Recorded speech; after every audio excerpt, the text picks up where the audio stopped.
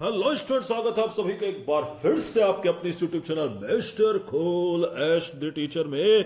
तो दोस्तों, कल की वीडियो में मैंने आप लोग को बोला था कि आज मैं आप लोग के लिए एक Q&A वीडियो लेकर के आऊंगा। तो उसी श्रृंखला को आगे बढ़ाते हैं जिसमें आपके कुछ इंपॉर्टेंट कमेंट्स, कुछ प्रश्न जो आपने मुझसे इंस्टाग्राम में पूछे थे उनको उनका मैंने उत्तर देने की इसमें कोशिश की है, जिसमें आपके वो सारे प्रश्न रहेंगे जो आपने कमेंट सेक्शन में इंपॉर्टेंट प्रश्न पूछे हुए मुझसे, चाहे वो शिक्षक भर्ती 2023 से संबंधित हो या फिर नई शिक्षक भर्ती से संबंधित हो, विषयवार भर्ती से संबंधित हो, अगली काउंसलिंग से संबंधित हो, ज्वाइनिंग प्रॉब्लम से संबंधित हो, तैयारी के स्रोत से संबंधित हो, और सबसे इंपॉर्टेंट कि नई शिक्षक भर्ती के लिए मैं ऑनलाइन क्लासेस कब से लेने वाला हूं, इन सारे मुद्दों के ऊपर चर्चा करेंगे। तो सबसे पहले तो मैं आपको यह कमेंट दिखाना चाहूंगा जो मेरा आत्मविश्वास बढ़ाता, दोस्तों जो मेरा मनोबल बढ़ाता, जिसके लिए चैनल मैंने चालू किया है। सर, मैं आपका चैनल शुरुआत से ही फॉलो कर रही हूं और मुझे आपके चैनल के अलावा किसी और चैनल पर विश्वास नहीं होता। इसका कारण यह है कि सर कि मैंने अभी तक अपने चैनल पर, आपके चैनल पर कुल मिलाकर जहां तक मैंने देखा 25 के करीब प्रेडिक्शन किए हैं,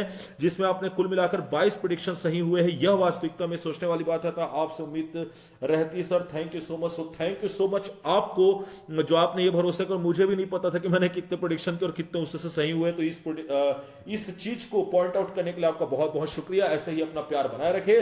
और सबसे पहला क्वेश्चन जो आज मैं लेने वाला हूं दोस्तों, वो ये है कि जो कमेंट किया गया कि क्या विषयवार भर्ती का मतलब समझाएं सर, मैं बायोलॉजी की स्टूडेंट हूं।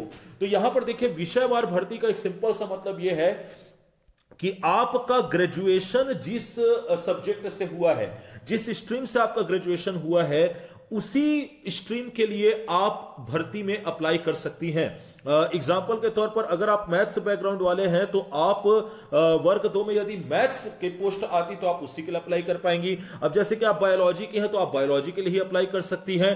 तो इस प्रकार से आपका ग्रेजुएशन, स्नातक जिस विषय में हुआ रहेगा, आप उस विषय में अप्लाई कर सकती है वर्ग 2 के लिए। तो यह होता है सिंपल सा मतलब विषयवार भर्ती का।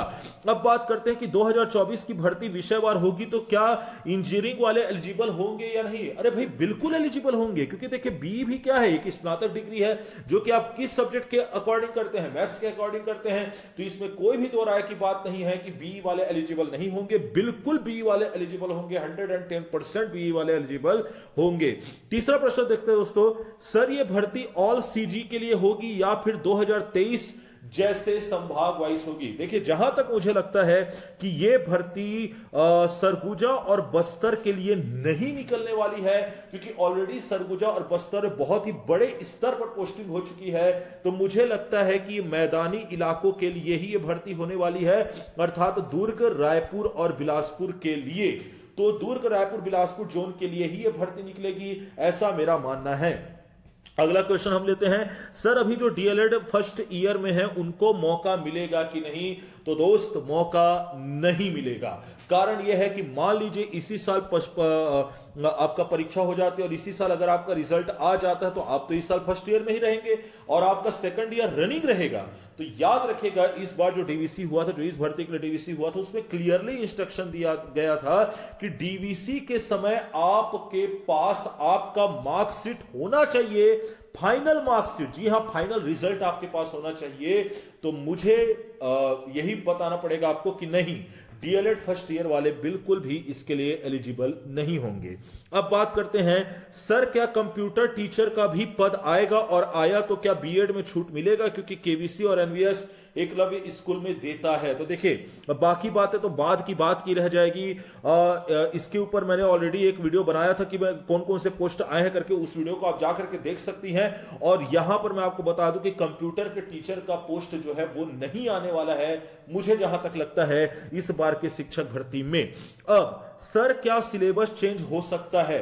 तो देखिए, 80% चांसेस है कि सिलेबस चेंज होगा। जी हां, जो बेसिक सिलेबस हो तो वही रहेगा, व्याख्याता वगैरह के सिलेबस भी वही रहने वाले हैं। हल्का फुल्का ही चेंजेस आपको देखने को मिलेगा अगर देखने के लिए मिले, लेकिन मुझे नहीं लगता कि 80%, माफ कीजिएगा मैं उल्टा बोल दिया, कि 80% चांस है कि सिलेबस चेंज नहीं होगा। तो मुझे नहीं लगता कि सिलेबस यहां पर चेंज होने की कतई भी संभावना है ज्यादा। बट हां, थोड़े बहुत माइनर चेंजेस हो सकते हैं, पर ऐसा कोई मेजर चेंजेस आपको देखने के लिए सिलेबस में नहीं मिलेगा। सर जी, जानकारी के लिए थैंक्स। सर जी आपको थैंक यू सो मच मेरी वीडियो को देखने के लिए।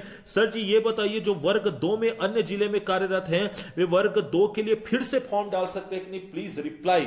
बिल्कुल डाल सकते हैं, अवश्य डाल सकते हैं, और आपको डालने से कोई भी नहीं रोक सकता। आप बिल्कुल फॉर्म डाल सकते हैं, इसके लिए आप निश्चिंत रहिए, आपको कोई भी नहीं रोकेगा। ठीक है, एनओसी आपको आसानी से मिल जाएगा। कैसा मिलेगा, क्या मिलेगा, ये आप मेरे चैनल से जुड़े रहिए, आपको आगे पता चल जाएगा। आप बिल्कुल फॉर्म डाल सकते हो, इसके लिए निश्चित रहिए। क्या सहायक शिक्षक भी विषयवार होगी? प्लीज मार्गदर्शन करें। देखिए, मेरे हिसाब से नहीं होनी चाहिए। जी हां, मुझे नहीं लगता कि सहायक शिक्षक जो है वो विषयवार होनी चाहिए, और सहायक शिक्षक को विषयवार किया भी नहीं जाएगा, क्योंकि प्राथमिक स्तर तक के जो बच्चे होते हैं उन्हें हर कोई पढ़ा सकता है। तो मुझे नहीं लगता कि आपका जो सहायक शिक्षक है वर्ग 3 है उसकी भर्ती विषयवार ली जाएगी। अब बात करते हैं, सर सीजी टेट निकलवाने के लिए एससीईआरटी डीपीआई व्यापम किसके पास ज्ञापन दे जिससे सीजी टेट हो सके? देखिए भैया, जो भी संचालन है, जो ऑनलाइन काउंसलिंग हो, डीवीसी हो, पोस्ट निकालना हो, ये सारी की सारी रिपोर्ट जो है वो डीपीआई भेजता है आपका मंत्रालय को, और मंत्रालय से फिर अप्रूवल होने के बाद डीपीआई जो है उस प्रक्रिया में आगे अपनी भूमिका निभाता है।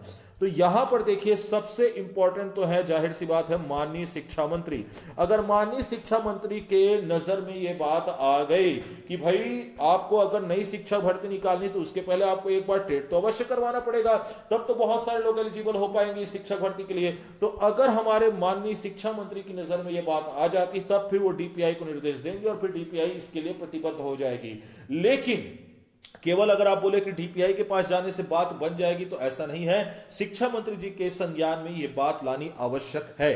अब हम बात करते हैं, सर जिनका दिया हुआ रोल नंबर में नहीं है और उनका कट ऑफ रैंक में नाम नहीं है, उनका डीवीसी कब होगा? ये बात की जा रही जो अभी हाल फिलहाल में जो लिस्ट निकली उनके बारे में। तो देखिए, ये असिस्टेंट टीचर के लिए थर्ड काउंसलिंग के लिए मैंने आप लोगों को ऑलरेडी डेट बताया था कि किस डेट में क्या क्या होने वाली, उस वीडियो को जा करके देखिए। और वहीं पर मैंने बताया हुआ था कि आपका डीवीसी कब होने वाला है, उसी डीवीसी के दिन भी आपका भी डीवीसी होगा, कोई और अदर डेट नहीं है।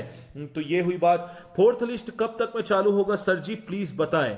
ये बात की जा रही है असिस्टेंट टीचर के लिए। तो इसके ऊपर मैं जल्दी से एक और प्रेडिक्शन वीडियो लेकर के आने वाला हूं असिस्टेंट टीचर के फोर्थ लिस्ट के और असिस्टेंट टीचर के रैंक के बारे में, तो आप इसके लिए निश्चिंत रहें। अब बात करते हैं, सर वर्ग 2 में कौन से सब्जेक्ट का पोस्ट रहेगा? तो देखिए दोस्त, इसके लिए ऑलरेडी मैंने ये वीडियो बना करके रखी हुई है, आप इस वीडियो में जाइए, जिसमें मैंने विधानसभा सत्र में किन किन पोस्ट के ऊपर चर्चा होने वाली है और किस किस पद के लिए भर्ती निकल सकती है, वो सारी की सारी चीजें इस वीडियो में मैंने आपको बताई है। तो आप जाइए, जाकर के प्लेलिस्ट में जाइए, वहां पे छत्तीसगढ़ शिक्षक भर्ती परीक्षा की एक प्लेलिस्ट आपको दिखेगी, वहां पर जाकर के आप इस वीडियो को देखेंगे, या फिर अभी रिसेंट की वीडियो तो आपको ऊपर में ही मिल जाएगी, और आप जाकर के उससे देखेंगे तो आपको पता चल जाएगा कि किसके कौन कौन से सब्जेक्ट के विषयवार भर्ती होने वाली है। अब बात करते हैं, सहायक शिक्षक में ज्वाइन करने के 4 महीने बाद शिक्षक में 4th राउंड में नाम आया है, तो वर्ग 2 में ज्वाइन करने और वर्ग 3 से रिजाइन करने का प्रोसेस भी बताइए सर। वर्ग 3 से एनओसी लेना पड़ेगा क्या? तो सबसे पहले तो दोस्त आपको बहुत बहुत बहुत बहुत congratulation, a big congratulation to you कि आप वर्ग 3 से आ गए हैं वर्ग 2 में। और जी हां, आपको वर्ग 3 से रिजाइन करना पड़ेगा, लेकिन रिजाइन आप अभी नहीं करेंगे, आप पहले अपना करवा लीजिए डीवीसी करवाने के लेकिन आपको यह सूचना जो है वहां के जो भी आपका ऑफिस, जो बीओ ऑफिस है, वहां पर आपको इसकी सूचना देनी पड़ेगी, और बाबू आपको जो वहां पर जो भी बाबू होंगे आपके, वो आपकी पूरी का प्रोसेस आपको बता देंगे और एनओसी आपको मिल जाएगा। इसमें किसी प्रकार की कोई भी दिक्कत, परेशानी, तकलीफ, समस्या आपको नहीं होने वाली है। तो आपको क्या करना है, सबसे पहले अपना डीवीसी करवाना है, बीओ ऑफिस को पहले से इंफॉर्म करके रख देना है कि भाई मैं डीवीसी में जा रहा हूं। जैसे ही आपका डीवीसी होगा, डीवीसी होने के बाद आपको एनओसी देना ही पड़ेगा, और आप उस एनओसी को लेंगे और फिर जाकर के वर्ग 2 में ज्वाइन कर लेंगे। तो इसमें किसी प्रकार की कोई भी समस्या नहीं आने वाली है। एंड अगेन आपको अ बिग कांग्रेचुलेशंस। अब बात करते हैं, सर वर्ग 2 का 5th काउंसलिंग कब तक आएगा, कुछ संभावना बताइए। देखिए, इसके ऊपर मुझे एनालिसिस करना पड़ेगा, पर मुझे जहां तक लगता है कि सरकार जो है वो शिक्षक भर्ती को लेकर के बहुत सीरियस है, क्योंकि इन्होंने अपने घोषणा पत्र में भी इस बात का जिक्र किया था। तो मुझे लगता है कि अगर 5th काउंसलिंग के लिए पोस्ट बस्ती जो मेरे हिसाब से बचनी चाहिए, जैसे मैंने प्रेडिक्शन भी किया हुआ है, तो मुझे लगता है कि आचार संहिता के पहले ही आपको 5th काउंसलिंग देखने के लिए मिल जाएगा।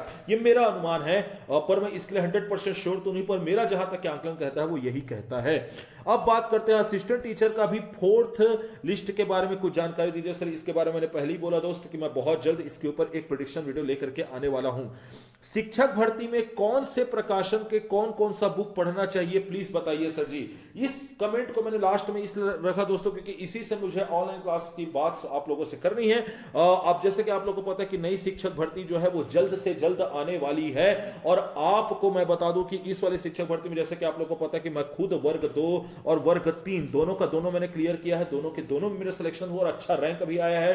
मेरा रैंक कितना आया है या अगर आपको जाना तो आप मेरी पिछली वीडियो जाकर के देख सकते हैं, उसमें मैंने बताया हुआ है। तो वर्ग 2 और वर्ग 3 दोनों मेरा अच्छा रैंक आया हुआ। तो क्यों आया? क्योंकि मैंने पढ़ाई भी उस स्तर की थी दोस्तों, और जैसे कि मैंने आपको बताया कि अभी तक 4 बार मैंने मेंस भी दिया हुआ है पीएससी का। सो ये तैयारी आप लोगों की मैं जल्द से जल्द ऑनलाइन क्लासेस के माध्यम से करवाऊंगा, क्योंकि अब ज्यादा दिन बचे नहीं है। तो उस ऑनलाइन क्लासेस के बारे में कैसे होगा, क्या होगा, कौन से प्रकाशन की कौन सी बुक आपको पढ़नी है, क्या क्या उसमें नियम रहेंगे, कायदे रहेंगे, कानून रहेंगे, ये सारी की सारी बातें हम एक वीडियो बना करके आप लोगों से करेंगे। तो ऑनलाइन क्लासेस आप लोग की जल्द से जल्द स्टार्ट होने वाली है, और आपको इसके लिए क्या करना पड़ेगा, अच्छे से पता है आपको दोस्तों कि चैनल को आपको सब्सक्राइब करना पड़ेगा। उसके पहले आप मुझे इंस्टाग्राम में जरूर फॉलो कर ले, फॉलो करेंगे तभी आप अगर मैसेज करेंगे तो आपका मैसेज रिक्वेस्ट मुझ तक पहुंचेगा दोस्तों, अन्यथा नहीं। और ऑनलाइन क्लासेस होंगी तो जाहिर सी बात है टेलीग्राम चैनल पर आपको उसका पीडीएफ भी मिलेगा, तो टेलीग्राम चैनल को ज्वाइन करना ना भूले दोस्तों, जिसका लिंक आपको डिस्क्रिप्शन में मिल जाएगा। और आपको क्या करना है, इस चैनल को प्यार देते रहना है जैसा आपने अभी तक के प्यार दिया है। बहुत ही जल्दी हम ताकि 3000 सब्सक्राइबर को भी यहां पर क्रॉस कर ले, और ऐसे ही जैसे जैसे मैं आगे सब्सक्राइबर्स के ऊपर बढ़ूंगा वैसे मेरी हिम्मत हौसला भी बढ़ेगी दोस्तों। मैं आप लोगों के लिए और अच्छे अच्छे कंटेंट फ्री में लाने की कोशिश करूंगा। सो अगर आपने यहां तक वीडियो देखा तो जाहिर सी बात है वीडियो आपको पसंद आई होगी। सो हाथ जोड़ के thank you for watching. Video को लाइक करना ना भूले, चैनल को सब्सक्राइब करना ना भूले, वीडियो को शेयर करना ना भूले, और बेल आइकन जरूर दबा दें ताकि आपको मेरे वीडियो के नोटिफिकेशन मिलते रहे।